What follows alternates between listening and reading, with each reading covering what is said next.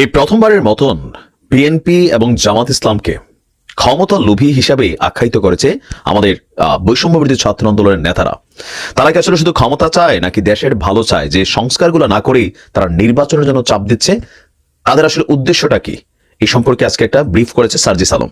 তো প্রথমে সার্জিসের একটু কথা শুনি, তারপর আমরা হাসনাতের বক্তব্যটা আপনাদের সামনে উপস্থাপন করছি। এখানে যদি এই ফ্যাসিস্ট আওয়ামী লীগ সরকার বসে থাকতো তাহলে এই নির্বাচনের চিন্তা কিন্তু তারা 2029-30 সালের দিকে করতো।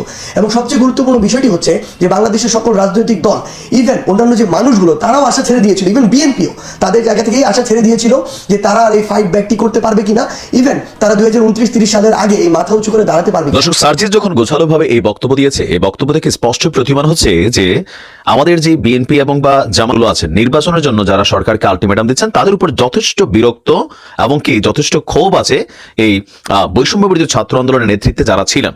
তারা মনে করছে সংস্কার ছাড়া কেন এই নির্বাচন, যেহেতু আমাদের এই রাজনৈতিক দলগুলো মাইনাই নিছিল 2029-এর আগে এই দেশে নির্বাচন হবে না, সুতরাং এত তাড়াহুড়া কেন আপনাদের ক্ষমতায় যাওয়ার দিকে?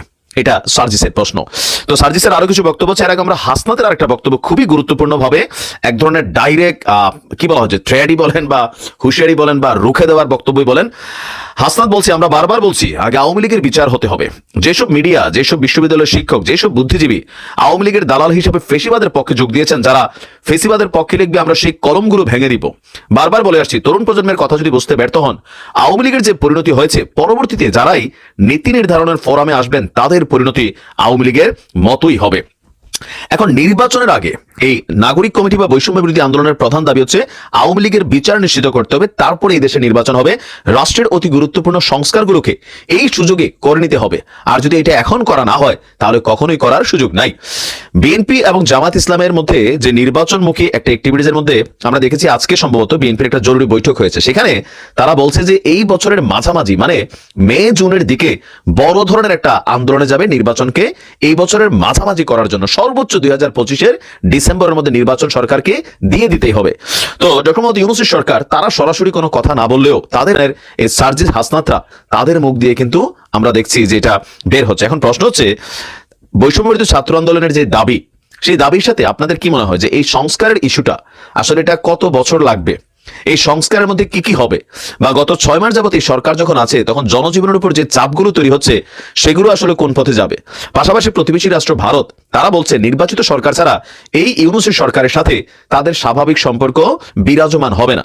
আবার ছাত্রদের যে দাবির মধ্যে কিছু ঝামেলাযুক্ত যে জায়গাতে বিএনপির সাথে তৈরি হচ্ছে বা জামাতের সাথে তৈরি হচ্ছে, সেটা হচ্ছে 72-এর সংবিধান এবং আওয়ামী লীগের রাজনীতি নিষিদ্ধকরণ এবং আওয়ামী লীগের বিচার নিশ্চিতকরণ, তারপরে সংস্কারের সাথে সাথে এরপরে হবে নির্বাচন। কিন্তু সিস্টেম বলছে এই জিনিসগুলো 2-4-5 দিনের মধ্যে বা 6 মাসে করা সম্ভব না, কারণ শেখ হাসিনার তো ভারত ফেরতই দিবে না।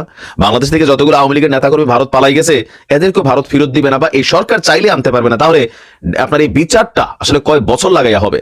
এখন ছাত্রদের ভাষায় 2029 পর্যন্ত তো আপনারা মাথা উঁচা করে দাঁড়ানোর সাহস ছিল না, বা সাহসও করতেন না। যদি আমরা সামনে আগে না আসতাম তাহলে আমরা 2029-এর আগে, এখনো লম্বা সময় আছে, কেন এত তাড়াহুড়া করতেছেন?